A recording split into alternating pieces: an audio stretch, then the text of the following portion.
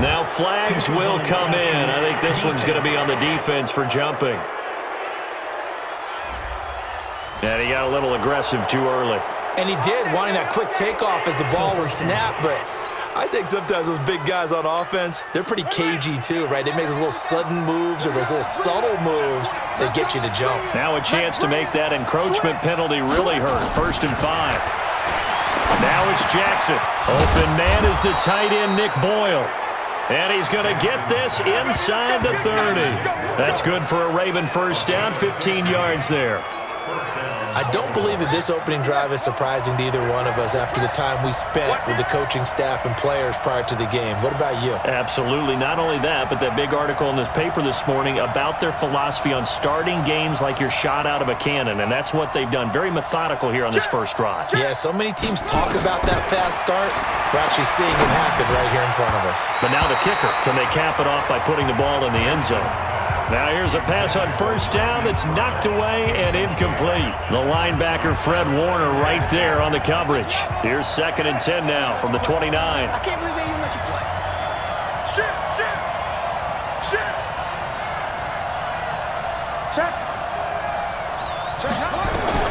Jackson now to throw again. Forced out to his left. And down inside the 15 he goes. And this will move the chains again as the tackle's going to be made at the 49ers 14. Partner, as a quarterback, sometimes you just got to know when the clock has gone off in your head, it's time to go. Tuck it and get all you can. Been a long day for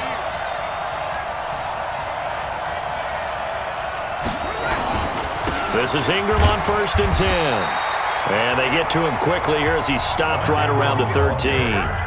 2 yards on the pickup there. It'll be 2nd and 8. I think that's the type of run we'll continue to see throughout this game. The snow coming down, I don't expect a lot of big plays to be broken. The last run got a couple. Here's 2nd and 8.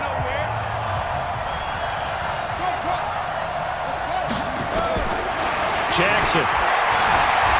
Eluding the pressure right. And this is caught. Touchdown, Baltimore.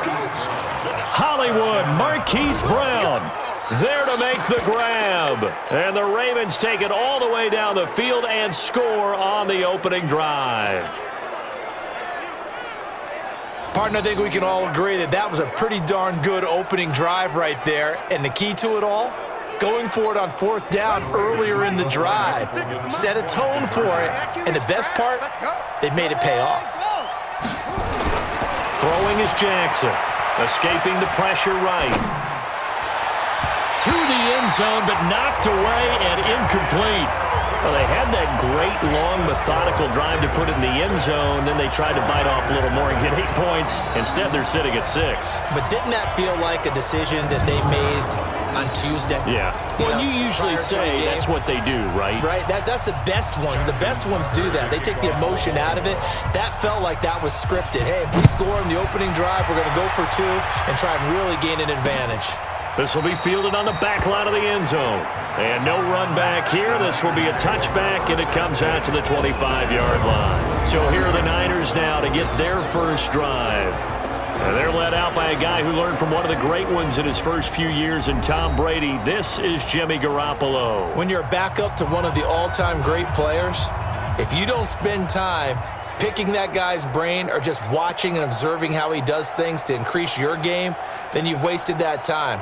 I don't think Jimmy Garoppolo is that type of a player. I think those lessons learned have a chance to transmit themselves very well.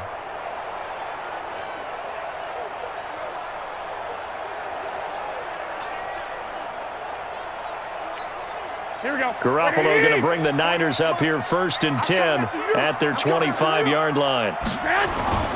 Looking to throw. Garoppolo. Well, he's going to take a shot right away into a double team, and it's intercepted. It's the former Seahawk, Earl Thomas. And he'll return this ball across midfield to the 47-yard line. Going the other way.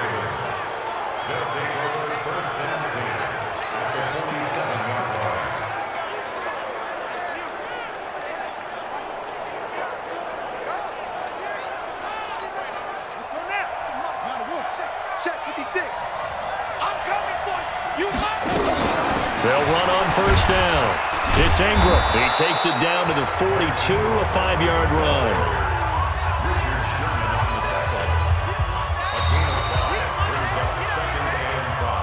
6-0 our score after one. Everyone's got four down.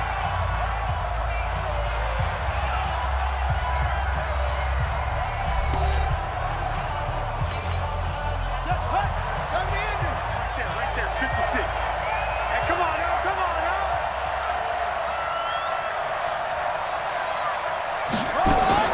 2nd and 5 now. Jackson. And that one got tipped. Kind of threw everything off. It brings up 3rd. They come up now 3rd and 5 following the incomplete pass. Mike's 56. Mike's 56. They can't handle that. Here's Jackson rolling to his left. They go screen. This is Ingram. And he's taken down inside the 30. That one good for 13 and a Raven first down. On any given pass play, you never know exactly where your exit points are going to be. On this play, he was flushed to his left, still on the run, able to accurately throw the football for a nice first down. Throwing on first down, it's Jackson. Snead's got it. Just a yard on the catch there. It'll be 2nd and 9. He's out of bounds behind the line of scrimmage. They only got a yard out of that last completion, and that makes this 2nd and 9. Jackson will throw again. Flush to his right. He's going to take off with it. The ball comes out, and now this is scooped up by the 49ers. And a big turnover there as his guys will get the football back. Playing in snow brings so many other factors into the game. It's not just trying to take care of the ball, and we just saw there that that's difficult to do, but just trying to keep your feet and carry out your assignments and make sure you're comfortable while you're out there playing. Are you warm enough in your clothing? A million things going on, but the biggest one, hold on to the ball. And San Francisco gets set to go here. It hasn't gone particularly well for them. That's obvious. In these conditions, no points so far. They've got to get that offense on track. The question, how do they do it? It is the age-old question, isn't it? And to me, finding a way to make sure your playmakers touch the ball without it being too exotic. Meaning you don't have to go deep down the field. Maybe you hit them on those short passes on the perimeter. Make sure you just turn around and hand it to your best runner and get out of the way. Don't cause any extra stress on your offense. After the incomplete pass, here now is 2nd and 10. Here's Garoppolo to throw. He rifles one that's intercepted. Picked off by the Pro Bowler, Marcus Peters. And he's going to take this one back to the 37-yard line. So that's back-to-back drives where they've thrown an interception. Ordinarily, we look at the offense and say, what's going on with your scheme? Maybe we should look at the defense and just give them a whole lot of credit. They've got them frustrated right now.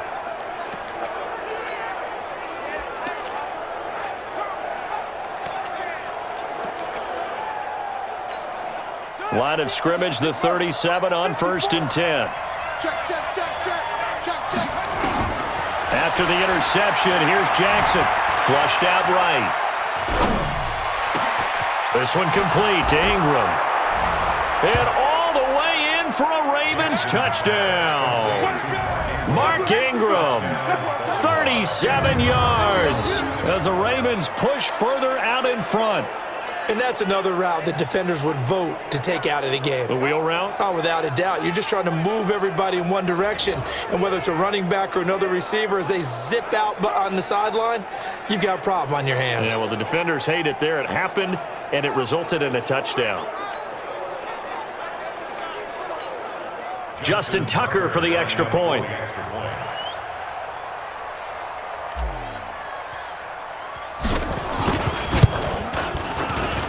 And he's got it to make it now 13-0. And they're able to get the connection on the long touchdown pass. And that's one of the easiest drive summaries you'll ever see. One play, touchdown.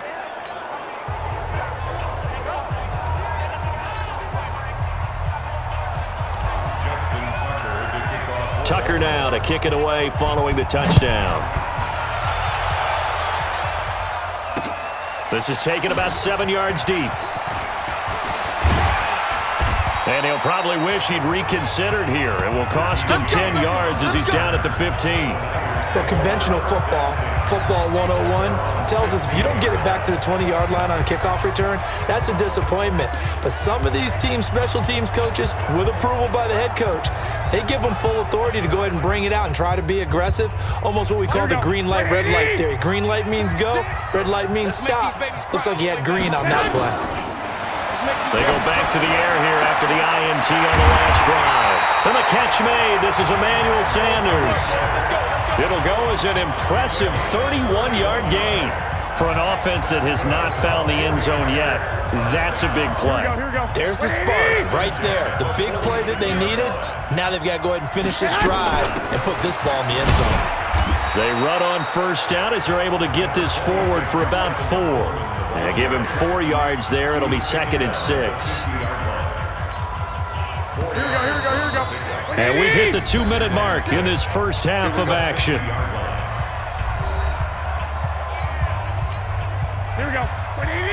A reminder, coming up at halftime, while the two of us head for warmer areas of the press box, we'll be sending you to Orlando, where Jonathan Coachman will have highlights and analysis of this first half. A second down pass play there, but it's incomplete. Another dangerous throw there, partner. I mean, he's already thrown 2 interceptions here in the first half. I don't know if you want to keep throwing up 50-50 balls, and you've had that kind of lack of success. Yeah, absolutely. Very well could have been a 3rd interception in half number 1. Got his target, Samuel. And he's going to be taken down with the first down at the Ravens' 32-yard line. Thus far, it hasn't been a real fun half for them, but a play like that may get them off the schneid a little bit, get them loosened up and moving. Kind of seems like they've been sleepwalking and still sitting on 0 points. And it's not always making an adjustment. Sometimes it's just going back to what you know can work and finally getting it done. And now a throw on first down there, but it's incomplete. Deebo Samuel was the intended receiver, and it's 2nd down.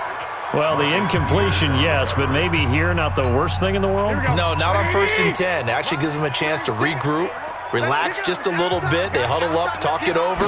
Then they get a chance to continue their drive. Oh, he's going to let this go for the end zone.